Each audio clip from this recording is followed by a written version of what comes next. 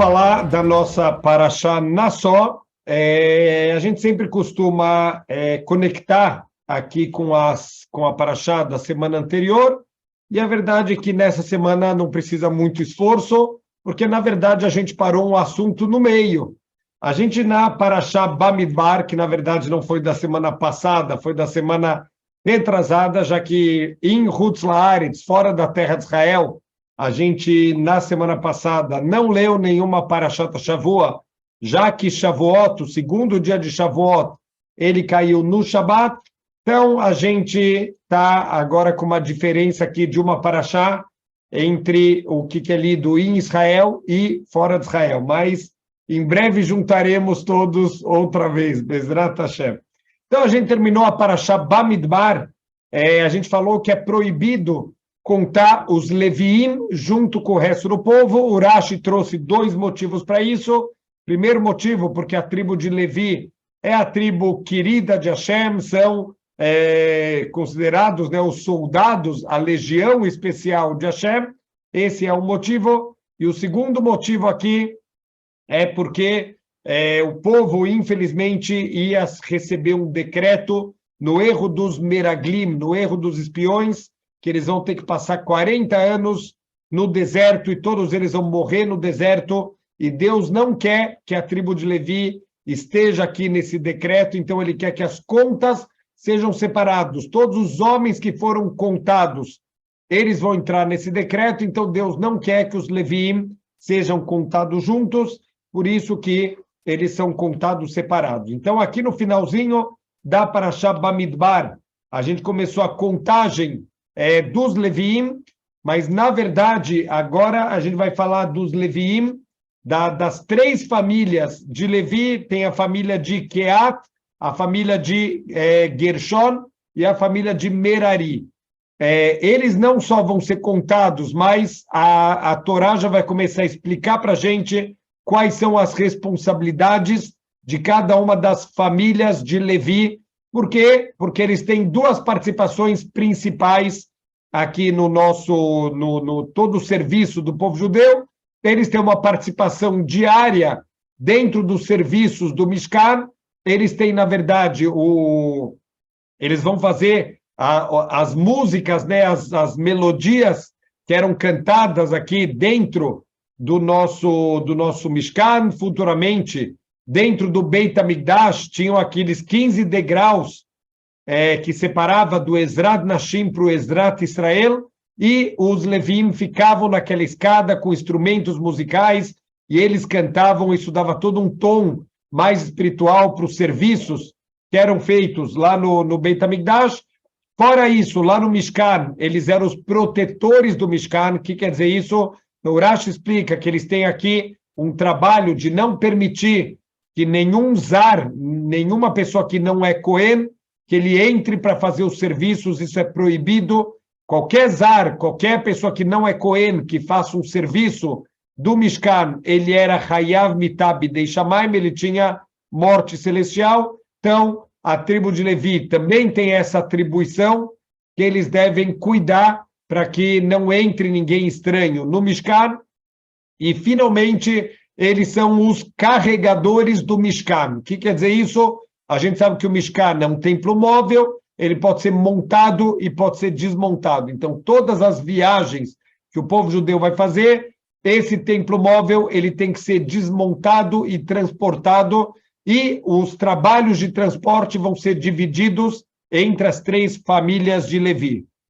Então, a gente já leu no finalzinho da Parashá Bamidbar quais são as atribuições da família de Keat. A família de Keat acaba transportando as coisas mais sagradas. Eles vão transportar todos os kelim, então quer dizer, o Mizbeach, o altar, a menorá, a shulchan, aquela mesa de ouro com o lechem apanim, o Mizbeach tanto interno quanto externo, o altar de sacrifícios e o altar de incenso. Então, tudo isso era transportado pela família de Keat. Agora, a Parashá dessa semana, a Parashá Nassó. O que significa literalmente Nassó? Nassó é fazer um levantamento, uma contagem. Então, A gente vai continuar aqui falando das atribuições de cada uma das famílias. Agora vai falar sobre Gershon. Gershon, ele vai carregar principalmente as coberturas do Ohel Moed. Então, vamos só lembrar, quando a gente estudou no Sefer Shemot, sobre a construção do Mishkan, a gente falou que no Ohel Moed, aquela tenda do encontro, que é o lugar mais sagrado do Mishkan, lá dentro, onde vão ficar esses utensílios mais sagrados, a menorá, Shulchan, e no Kodesh HaKodashim, onde ficava o Aron HaKodesh. Então, isso era coberto com algumas, são 3 coberturas que são feitas de alguns tipos de lãs, com pelo de cabra, e uma última com o couro do Tahash, que é um animal já extinto, que existiu só na época aqui do Mishkan, justamente para que o seu couro fosse utilizado aqui para a cobertura do Mishkan. Então, eles que carregavam todas essas coberturas. Além disso, também as cortinas, né, que dividiam a entrada do Ohel Moed, e também no Hatzer, todo o pátio, ele tinha uma cortina de linho que delimitava o que era o Mishkan. Então, essa parte das cortinas era carregado pela família de Gershon. E, finalmente, a família de Merari, esse sim fazia o carregamento peso pesado. Eles vão carregar todos os pilares, todas as tábuas, né, os krashim, que formavam o Ohel Moed. O Ohel Moed eram tábuas que eram todas revestidas de ouro, e elas eram colocadas uma do lado da outra, elas eram travadas com anéis. Isso era tudo desmontado, e eles que vão carregar. Como eles carregavam isso? Moshe Rabbeinu achou originalmente que eles deveriam carregar nas costas. Tudo isso ia ser um peso muito grande. A gente vai ver no final da Parashat Shavua, da nossa Parashá, que os Nessiim, eles vão fazer doações. Essas doações são voluntárias na inauguração do Mishkan, e uma das coisas que eles vão doar são bois e alguns carros, né, de transporte, algumas carroças para transportar. Isso justamente vai ser doado. Moshe Rabbeinu vai receber isso dos Nessim e vai doar isso para essas 2 tribos que carregavam coisas mais pesadas, que são Gershon e Merari.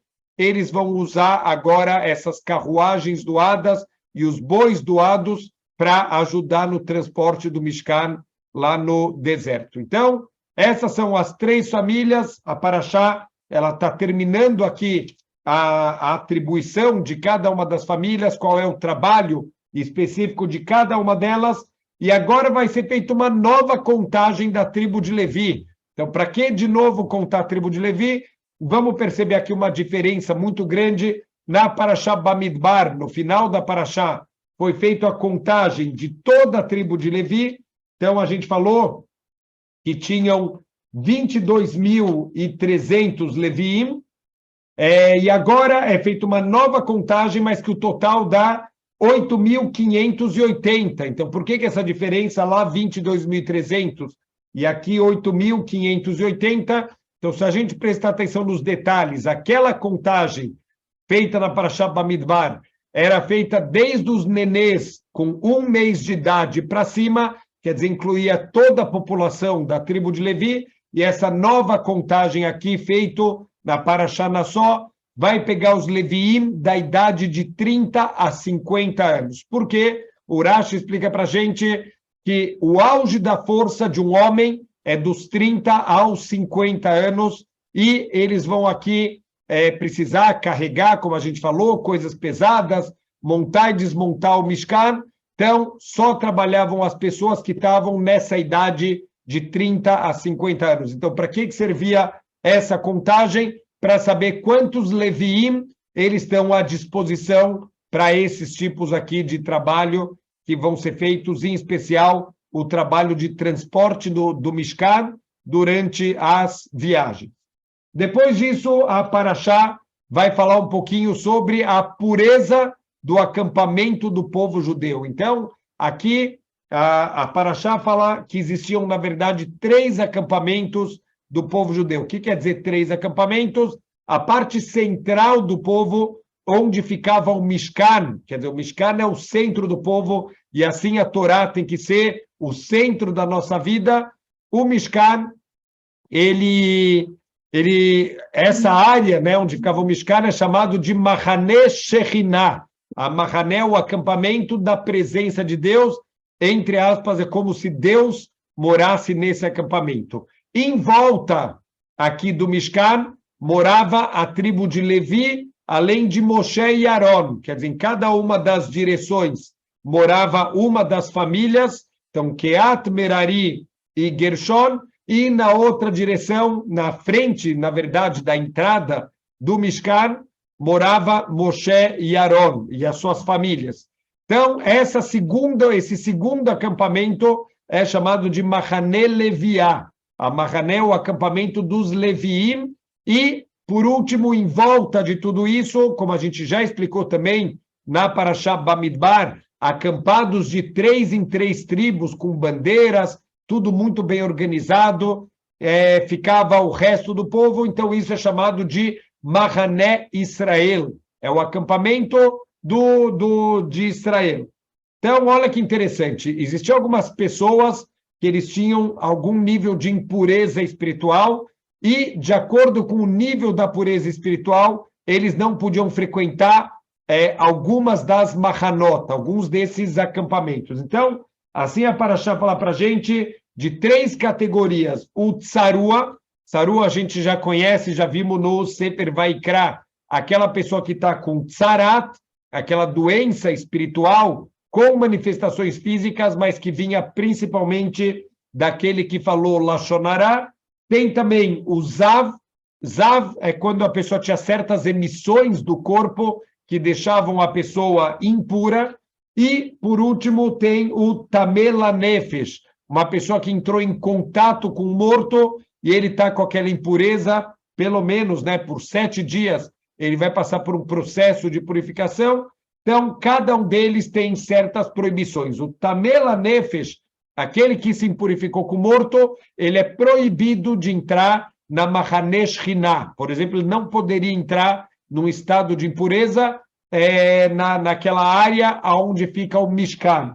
O Zav, esse que teve certas emissões do corpo dele, que deixa ele impuro, ele não pode ficar nem na Mahané Leviá e muito menos na Mahané da Shekhinah. E o pior de todos, como a gente já sabe, aquele que está com Tsarat, ele é expulso, inclusive, da Mahané Israel. Ele não pode ficar nem na Mahané da Shekhinah, nem na Mahané Leviá e nem na Mahané Israel. Aonde ele ficava fora do acampamento. A gente já explicou bastante, quando a gente falou do Tsarat, então a gente já falou que justamente alguém que fala Lashon Hara, qual era a intenção dessa pessoa de falar Lashon Hara? Ele quer separar as pessoas, ele quer isolar uma pessoa, então ele fala Lashon Hara de alguém para que todo mundo fique contra ela, essa pessoa fique isolada. Então, já que você queria isolar a pessoa, midá keneged midá, medida por medida, você vai ficar sozinho,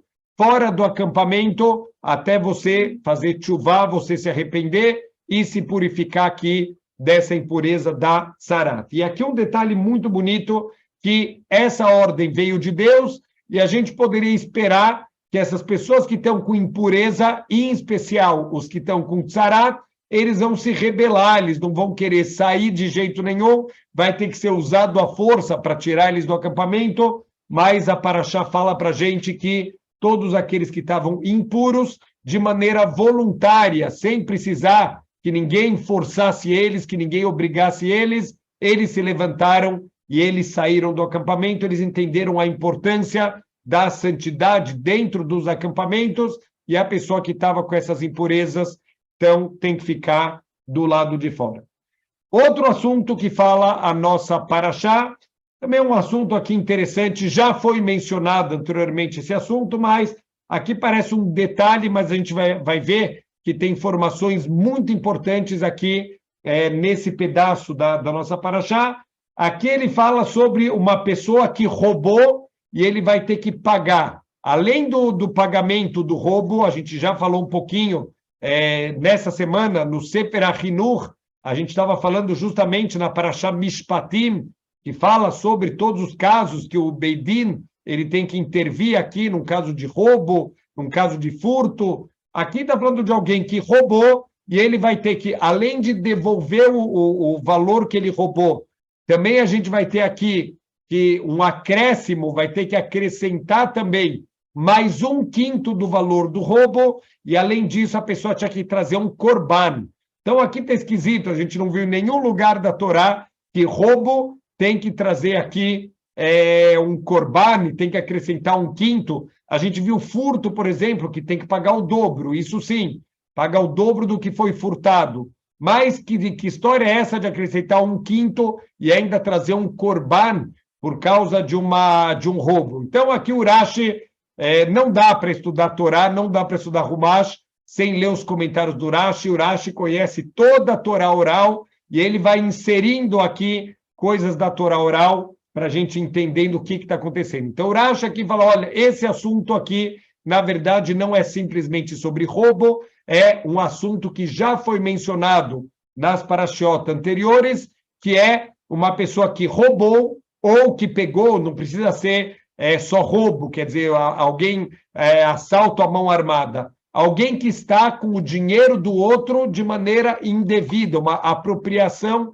indevida dos bens ou do dinheiro de uma outra pessoa. Então, isso quer dizer, uma pessoa, por exemplo, que está devendo o salário para o seu funcionário e não está querendo pagar, alguém que encontrou um objeto perdido do seu companheiro, tem sinais, quer dizer, se tem sinais, a pessoa tem obrigação de anunciar. Esse ditado de achado não é roubado é um ditado completamente equivocado. Achado pode ser roubado, tem situações, para isso tem um tratado inteiro de Baba Metzia, que fala sobre objetos perdidos, objetos encontrados, quando pode ficar para você, quando você precisa devolver.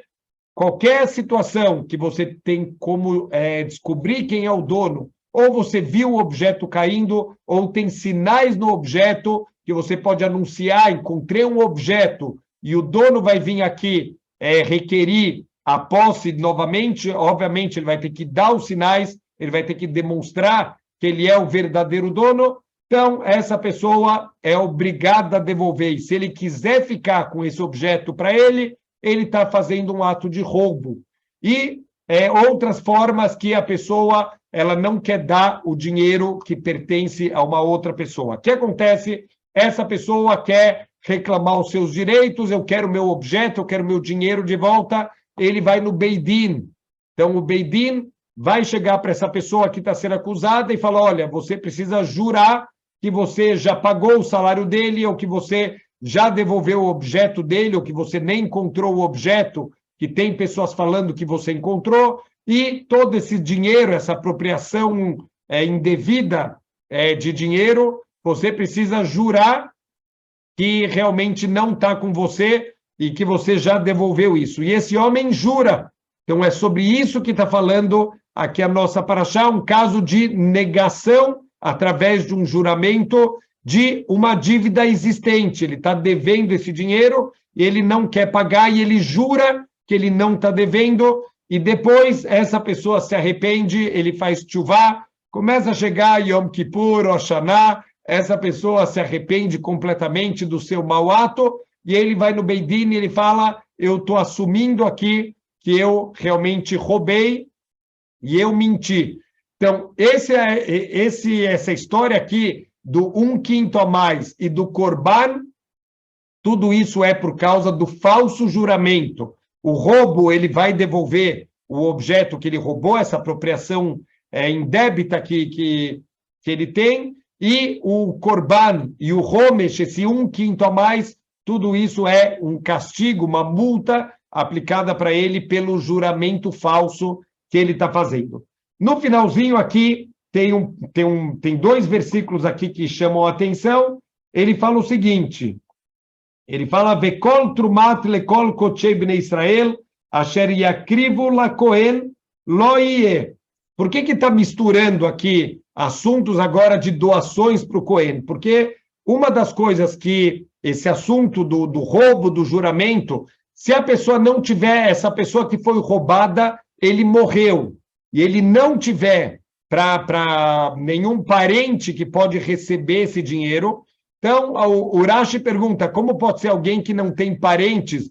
Todo mundo dentro do povo judeu tem algum parente. Se não tem filhos, tem irmãos. Se não tem irmãos, tem tios. Se não tem tios, tem primos. Se não tem primos, tem tio-avô. Se não tem tio-avô, tem os filhos do tio-avô. Algum parente tem que ter. Então, como pode ser que a Torá, assim o Urashi pergunta, a Torá está falando de alguém que não tem parentes, então a Torá fala que aqui se trata de alguém que se converteu para o judaísmo e ele é considerado uma briarra da chá. Quando alguém se converte, é como se ele fosse uma pessoa que nasceu agora, como ele vai ganhar uma nova alma. Essa pessoa é uma pessoa nova, uma pessoa que está entrando no mundo agora.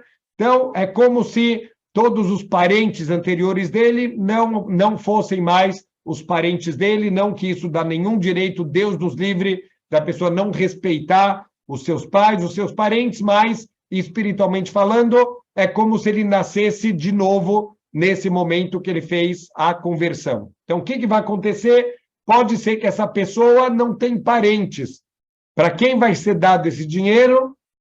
Vai ser dado para o Cohen. Então, Deus fala, esse dinheiro, já que não tem ninguém para receber, seria para mim, e eu estou dando isso para os meus intermediários, que são os Kohanim. Então, logo depois disso, a Parashá vem falar sobre as doações dos Kohanim, os Matanot Keuná, os Kohanim vão receber do resto do povo 24 tipos de presentes diferentes. Porque, já explicamos isso também nas Parashot anteriores, como os Kohanim, eles cuidam do lado espiritual do resto do povo, o resto do povo tem uma obrigação de cuidar do lado material dos Kohanim. Então, esses 24 tipos de presentes que vão ser dados para os Kohanim, isso vai ajudar eles a poderem se dedicar só para o lado espiritual. Então, ele fala, toda trumá, quer dizer, toda porção que for levada para os Kohanim, vai ser dos Kohanim. Então, o que o Rashi explica aqui? Estamos falando dos Bikurim.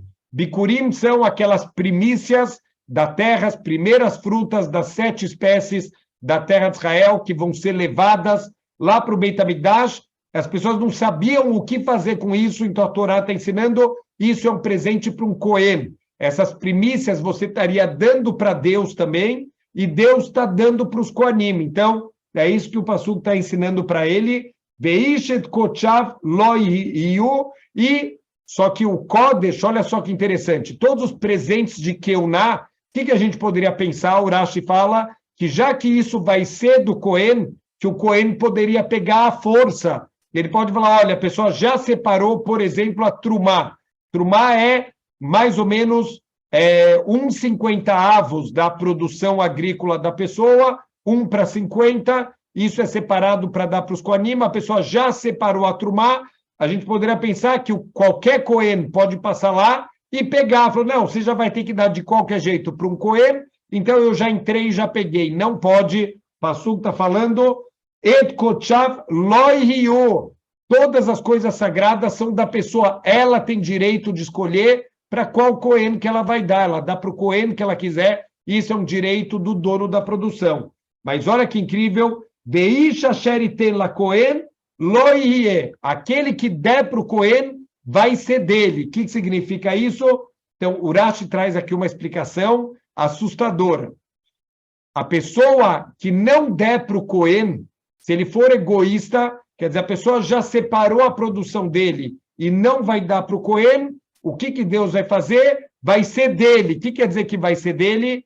Aquele macer, o 10%, ou às vezes até 1% da produção que a pessoa tem que separar, tem o trumá, tem o macer ishon, macer sheni, tem várias partes da produção. Então ele fala, se você não tirar o macer, se você não separar esses 10% que tem que ser doados, isso vai ser seu, a tua produção vai despencar, os teus lucros vão despencar, o que vai ficar para você? Só esses 10%, você vai perder os outros 90% que seriam seus, e os 10% que são os presentes Kodesh, se você não der o macer, esses 90% que você teria direito, eu também vou tirar de você, e você vai acabar ficando com esses 10% no final. Por isso, a pessoa tem que dar esse maser, tem que tirar trumá, tem que tirar maser, tem que dar para as devidas pessoas. Também tem uma parte que tinha que ser dado, há alguns anos, era dado para os pobres também.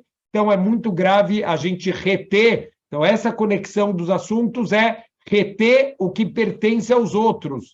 Você não quer dar para o Cohen, você não quer dar para o Levi, parte também era presente para os Leviim, você não quer dar para eles, eu vou tirar de você também. Então, Deus está avisando que não vai ter brachá aquele que não der o maser. A grande pergunta aqui, e a gente já vai conectar de uma forma espetacular com o próximo assunto aqui da Parashá, por que alguém não dá o maser? Quer dizer, Urashi não está falando de alguém que não separou o maser das suas frutas. As frutas, enquanto não separou trumot, masrot, essa porção que é dada para o Cohen e para o Levi, a produção é chamada tevel, e tem uma proibição da Torá da gente comer tevel. Quer dizer, então é alguém que já separou a parte do Cohen e do Levi, já que ele quer comer os frutos dele, mas ele não quer entregar para o Cohen e para o Levi. Por que alguém que já separou, já está separado, já está aqui, por que você não dá para o Cohen? E os nossos sábios explicam, provavelmente é alguma pessoa muito egoísta,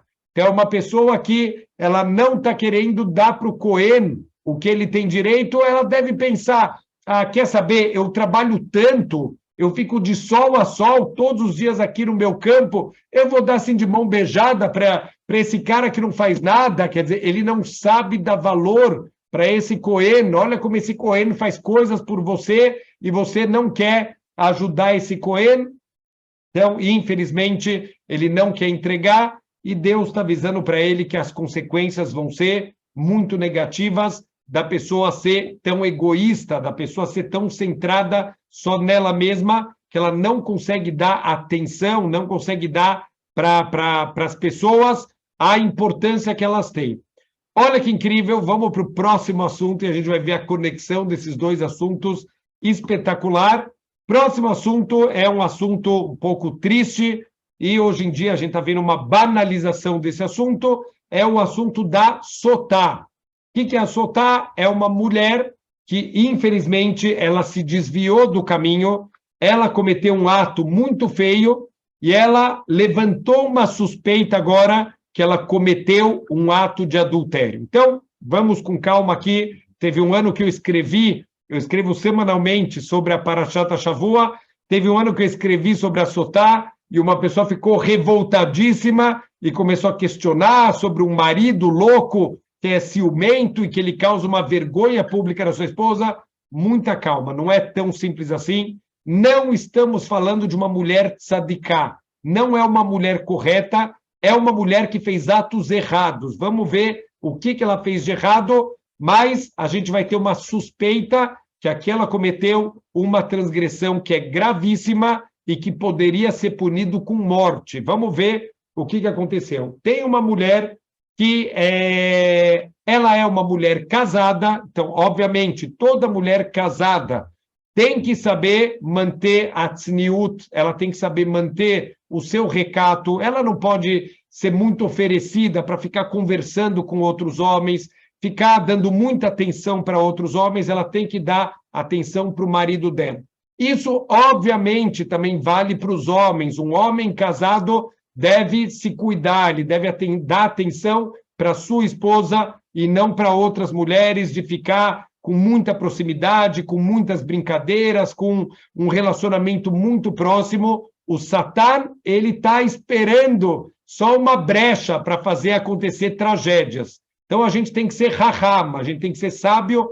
Por exemplo, existe uma proibição chamada Ihud. O que é Ihud? É proibido um homem e uma mulher que não são família ou que não são casados, eles não podem estar fechados no mesmo ambiente, eles não podem estar trancados no mesmo ambiente. Por quê? Porque a Torá sabe que o Yetzer Hará, ele trabalha, então a gente não pode se expor a uma situação onde o Yetzer Hará pode vencer a pessoa e ele pode cometer algo errado. Então, a gente, Bezrat Hashem, tem que ser muito cuidadoso com isso, e essa mulher não foi cuidadosa com isso. Estamos falando aqui do caso de uma mulher casada.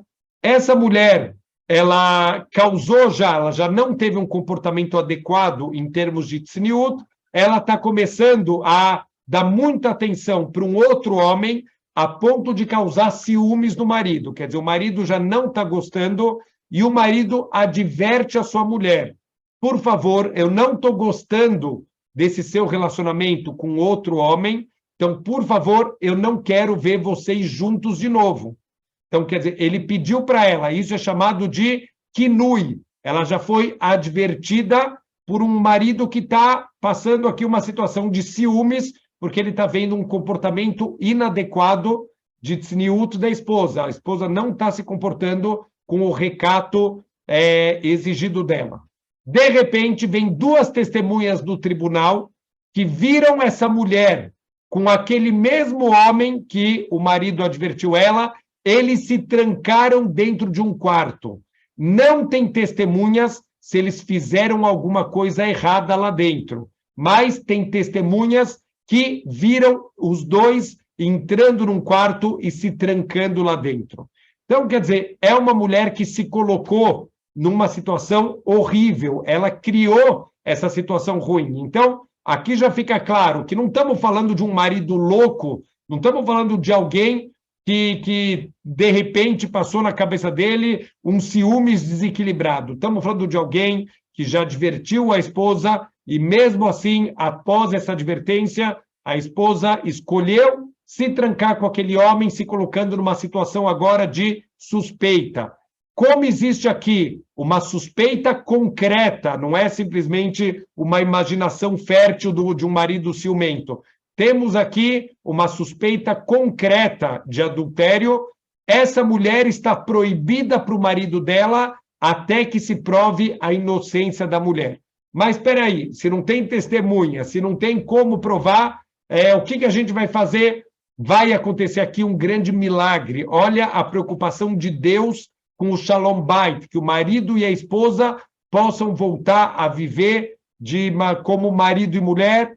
Então, aqui, ela pode passar por uma cerimônia chamada Sotá, e nessa cerimônia ela vai poder demonstrar, através de um milagre que acontecia, que ela é realmente uma pessoa inocente, que ela não cometeu um ato de adultério.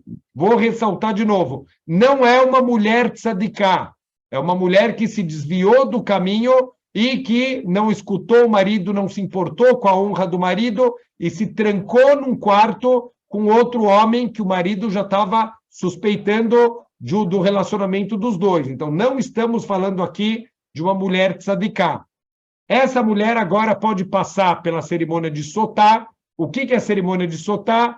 Ela vai beber uma água, que é a água do Kior. O que é o Kior? Aquele utensílio que ficava lá no Beit HaMikdash, no Mishkan na época, e que ele servia para lavar as mãos e os pés dos Koanim. Quando os Koanim vão fazer o serviço, eles têm que purificar as mãos e os pés, e eles lavavam com as águas do Kior.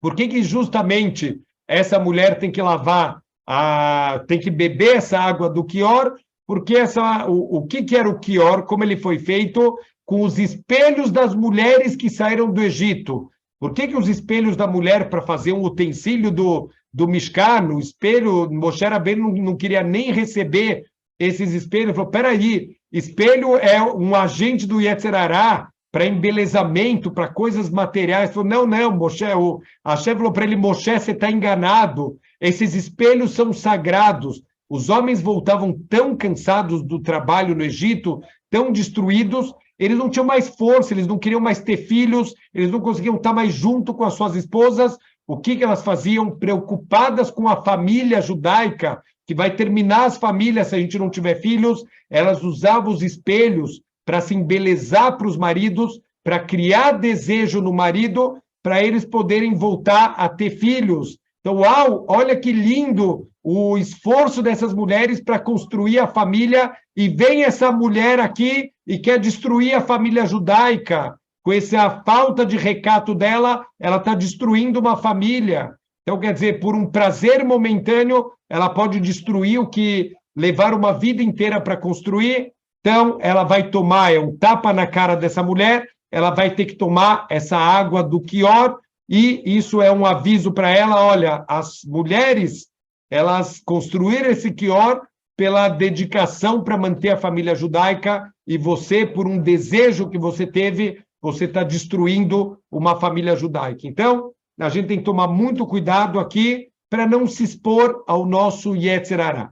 Também era colocado, assim a Parashá fala, um pouquinho da terra do chão do Mishkan, isso era misturado nessa água, e além disso, o Cohen, ele fazia um juramento, quer dizer, ele pronunciava o juramento, mas a mulher vai ter que responder amém para o juramento aqui que o Cohen vai fazer, e esse juramento é um juramento que contém uma clalá, é um juramento que contém uma maldição, e essa maldição é que se a mulher realmente cometeu adultério, essas águas vão verificar a mulher por dentro e ela vai ter uma morte terrível. Então, a Parashá fala que a barriga dela vai cair, as coxas dela vão explodir. Era uma morte horrível, era uma morte milagrosa, mas essa mulher que usou o corpo dela da maneira incorreta, essa mulher que se embelezou aqui para um outro homem e não o marido dela, primeira coisa, descobriam a cabeça dela,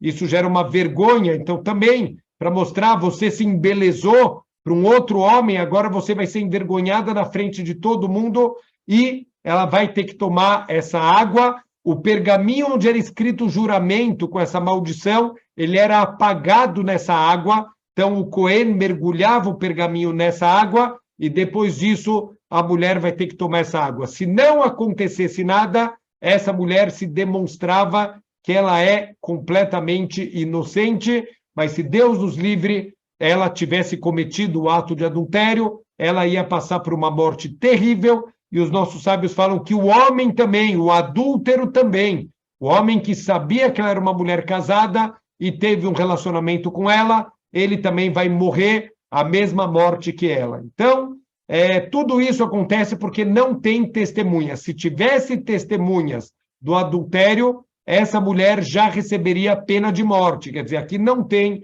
nem que teve adultério, nem que não teve, ela está proibida para o marido até que ela possa demonstrar que realmente ela era inocente. Então, vamos só conectar, a gente falou que tem uma conexão do que a gente falou anteriormente sobre o presente dos Koanim. Olha como começa, Vaidaber Hashem el Moshe lemor, e disse Deus para Moshe, Daber el Bnei Israel, explique para o povo judeu, de Amarta lehem, ish kitistei isto, um homem que a sua mulher se desviar. Então os nossos sábios perguntam por quê? Um homem. Estamos falando aqui de alguém que foi homem demais. O que quer dizer ser homem demais?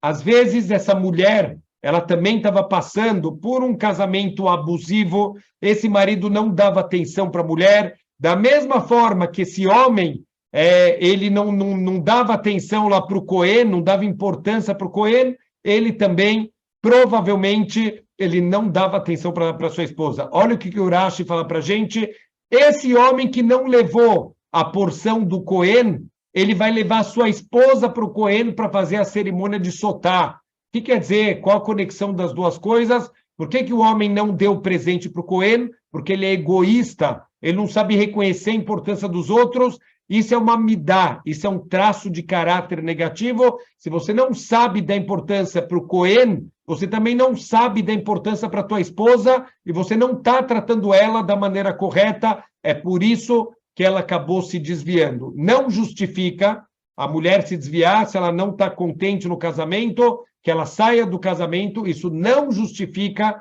um crime de adultério, que é punido pela Torá com pena de morte. A pessoa que não está contente no seu casamento, que termine o casamento e nunca procure essa forma de resolver os problemas. Isso não resolve nada, isso só destrói espiritualmente a humanidade. Então, a gente tem que estar muito claro aqui que o erro do homem não justifica o erro da mulher. Mas uma mulher que fez isso, normalmente, é uma mulher que não recebeu atenção em casa. Então, a gente tem que estar muito claro aqui a importância da harmonia do Shalom Bait, para que não aconteçam esses tipos de tragédia dentro do povo judeu. Um último detalhe aqui da Sotá: se essa mulher ela demonstrasse que ela é realmente inocente, ela ganhava uma brachá do Cohen, uma brachá de fertilidade. Olha, se você se você não tem filhos, Bezrat Hashem, você vai ter filhos. Se você tem filhos com dificuldade, você vai ter filhos com facilidade. Então, uma brachá de prurvo, que você vai crescer e multiplicar, e você vai ter brachá no teu ventre. Quer dizer, ou o teu ventre explode, ou o teu ventre recebe uma brachá. Esses são os dois caminhos. A grande pergunta é, a gente falou que essa mulher não é uma tzadiká. Essa mulher não teve um comportamento adequado, não manteve o recato necessário de uma mulher casada. Por que ela recebe uma brachá do Cohen? Olha que incrível. Se essa mulher ela se fechou numa sala com um homem que já estavam suspeitando do relacionamento dos dois, com certeza essa mulher não se trancou com boas intenções. Ela foi para fazer a transgressão. E se ela não fez a transgressão, significa que na hora H, quando o Yetzer Hará estava queimando dentro dela, ela conseguiu segurar o Yetzer Hará, ela conseguiu se segurar e ela não cometeu a transgressão. Essa mulher merece uma brachá. Essa mulher fez a maior tchuvá que alguém pode fazer, que no momento da transgressão, ele consegue não cometer a transgressão. É dificílimo. Quer dizer, quando o Yetzer está forte dentro da pessoa, a pessoa conseguir se segurar, isso é um mérito muito grande. Então, por isso, essa mulher vai receber uma grande brachá. Vamos continuar aqui. Depois disso, vem o assunto do Nazir. Quem é o Nazir? Nazir é aquela pessoa que, de forma voluntária, ele recebe sobre si que ele quer se abster de certas coisas do mundo material. Vamos de novo conectar as duas coisas. Fala Urashi, aquela pessoa que assistiu uma cerimônia de Sotá, que ele viu a mulher caindo num nível tão baixo. Em geral, o que leva o ser humano a fazer coisas erradas? A bebida, o excesso de coisas do mundo material. Então, essa pessoa que bebeu demais, essa pessoa que se abriu demais para o mundo material, olha onde ela caiu. Imediatamente, quem assistiu uma cerimônia de Sotá, ele deve virar Nazir. Ele deve, por um tempo, se desconectar do mundo material. Então, o que o Nazir ele deve fazer? Stam Nazir, o voto básico de um Nazir é 30 dias, mas a pessoa pode receber o voto que ele quiser, e na Haftará, o trecho que é lido depois da leitura da Torá nessa semana, justamente fala do Nazir mais famoso da história do povo judeu, que foi o Shimshon, o Sansão. Então, a gente lê um pouquinho da história do Shimshon, depois da leitura aqui da nossa Parashá. Então, o Nazir ele tem que se abster de 3 coisas. Ele não pode beber vinho, como a gente já explicou, isso é óbvio, porque o vinho leva a pessoa a fazer transgressões, o vinho leva a pessoa a imoralidades, então ele se afasta completamente do vinho, mas não só do vinho, a Torá fala para a gente também de todos os outros derivados da uva, até mesmo a casca, até mesmo a semente da uva, até mesmo a água aromatizada de uva, nada disso. Obviamente estamos falando aromatizada com uvas verdadeiras, não estamos falando de beber um refrigerante que tem sabor artificial de uva, mas qualquer coisa feita de uva é proibido para o Nazir durante esse tempo de nazirato dele. Fora isso, ele também não pode cortar o seu cabelo, isso também tem a ver com o mundo material, quer dizer, a pessoa ser muito cuidadosa com a aparência dela, ele não pode cuidar, não pode cortar o cabelo dele. A linguagem aqui da Parashá é até interessante, está escrito que ele deve deixar os cabelos dele crescerem de forma selvagem, quer dizer, ele não deve cuidar da aparência dele e também ele não pode se impurificar pelos mortos, nem mesmo os 7 parentes, que a gente falou que um Cohen, até um Cohen, ele poderia se impurificar pelos seus 7 parentes, que são o pai e a mãe, irmão e irmã, filho e filha e esposa. O Nazir não pode se impurificar nem pelos seus 7 parentes. Então, ele se assemelha ao nível de Kedushá do Kohen Gadol. O único que também não pode na Torá é o Kohen Gadol. Então, esse Nazir, Deus nos livre se durante o voto de Nazir ele perder, mesmo os parentes mais próximos, ele não pode se impurificar, ele não pode participar do enterro dos seus entes queridos. Então, esse Nazir, para que serve esse voto de Nazir?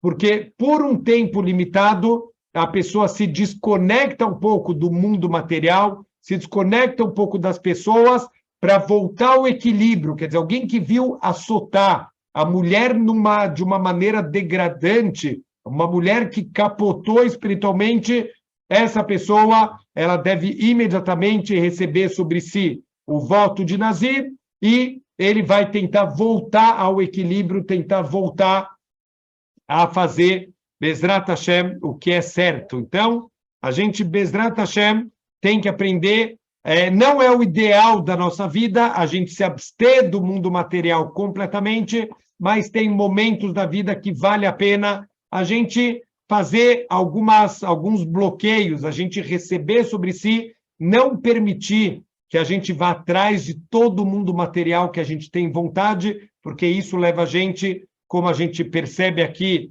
na mulher Sotá, leva a pessoa para transgressões, leva a pessoa para imoralidades.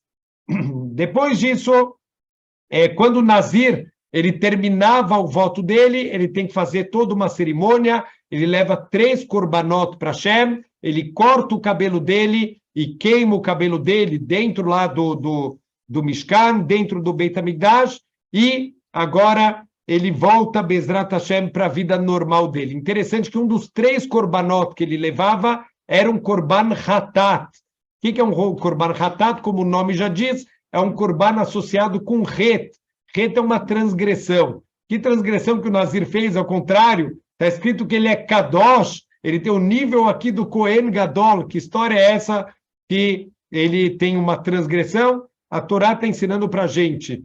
Quando a gente estudou o livro Mesilat Yesharim, o Rav Moshe Chaim Luzzatto, ele construiu todo o Mesilat Yesharim através de uma braita, um ensinamento do Rav Pinchas Ben Yair, que é um dos Tanaim, e o Rav Pinchas Ben Yair, ele faz uma escada de santidade que a gente deve subir na vida, começando com a Torá. A Torá leva a pessoa para a Zeirut, o cuidado para não fazer transgressões. A Zeirut leva a pessoa para a Zrizut, é a agilidade para fazer mitzvot.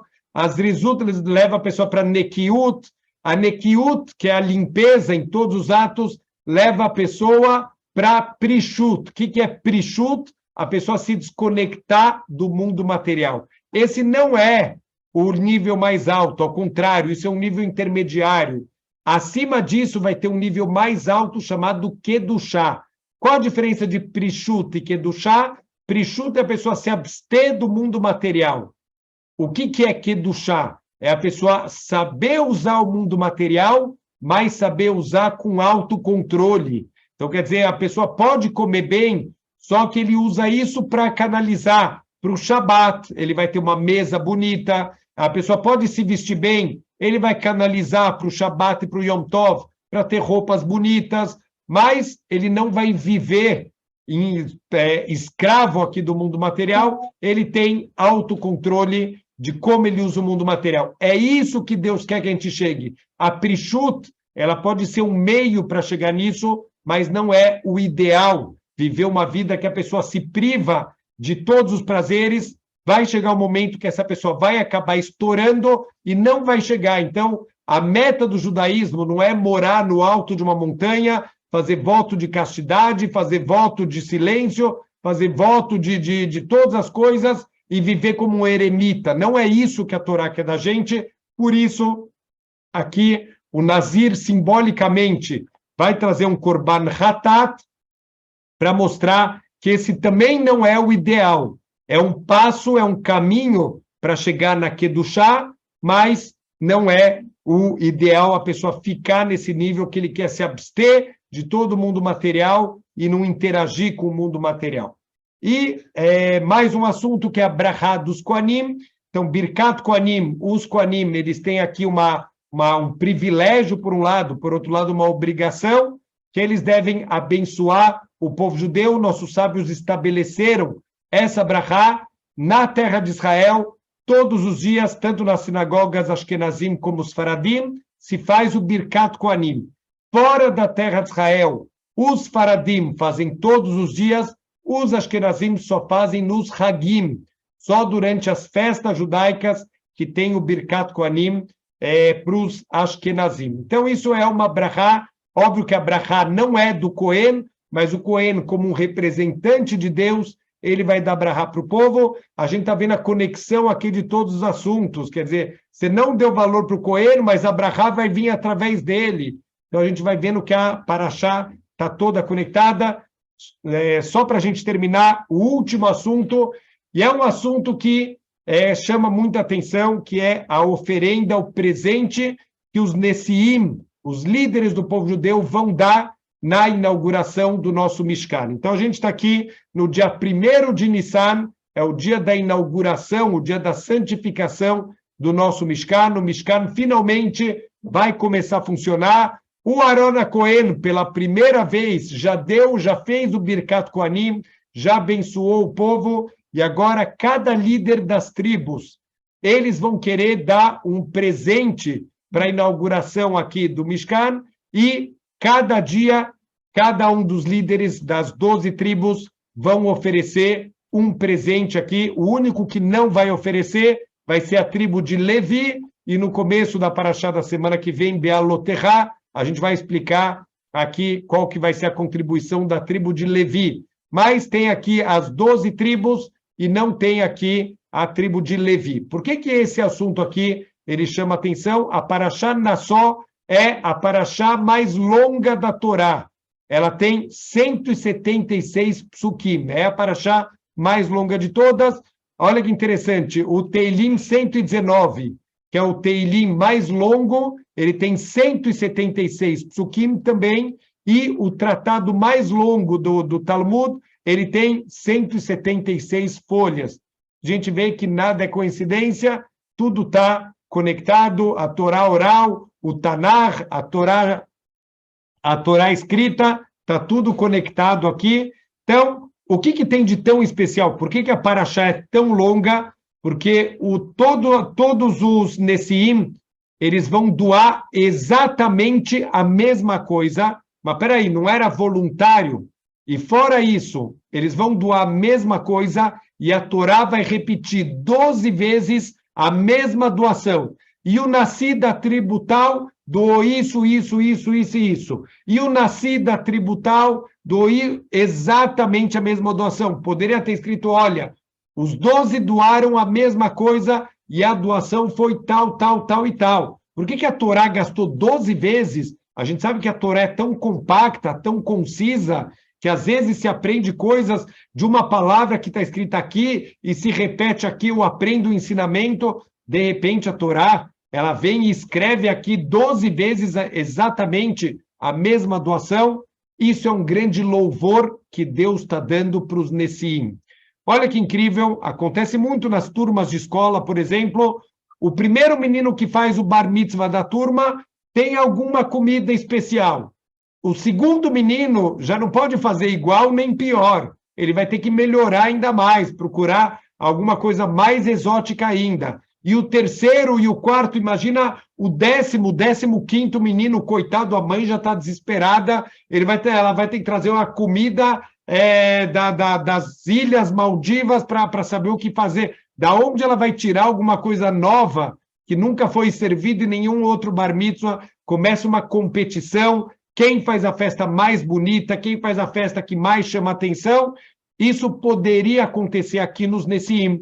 Vai vir o primeiro nasci e vai fazer a doação dele. Quando vier o segundo, ele não vai querer ficar por baixo, ele vai querer doar igual ou melhor. Vai começar uma corrida de quem pode mais, de quem faz mais, de quem chama mais atenção, e isso vai causar ódio, vai causar desunião. Então, Kol HaKavod, os Nessiim decidiram que eles vão doar a mesma coisa, não vamos criar competição, não vamos criar desunião, vamos doar todos a mesma coisa. E a Torá falou, pessoas que estão tão preocupadas com a honra dos outros, eu faço questão descrever a doação de cada um deles. Uma outra explicação é que cada doação, apesar de materialmente ser igual, as doações tinham aqui um simbolismo especial, as kavanot de cada um. Também, quando a gente dá alguma coisa, as kavanot também importam quais são as minhas intenções. Também os nossos sábios explicam, cada um dos itens aqui doados, ele tem um simbolismo muito grande, então a gente tem que saber que Bezrat Hashem, quando tem preocupação com o próximo, quando as pessoas se amam, Deus também ama as pessoas, Deus se preocupa com o kavod delas, você se importou com os outros, Deus importou de escrever todas as doações, Bezrat Hashem, sabendo dar valor para os outros, sabendo cuidar dos outros, a gente vai evitar tragédias como a Sotá, e vamos ter brachot, vamos ter o Birkat Kohanim, vamos ter a brachá do povo inteiro, está sempre unido. Shabbat Shalom.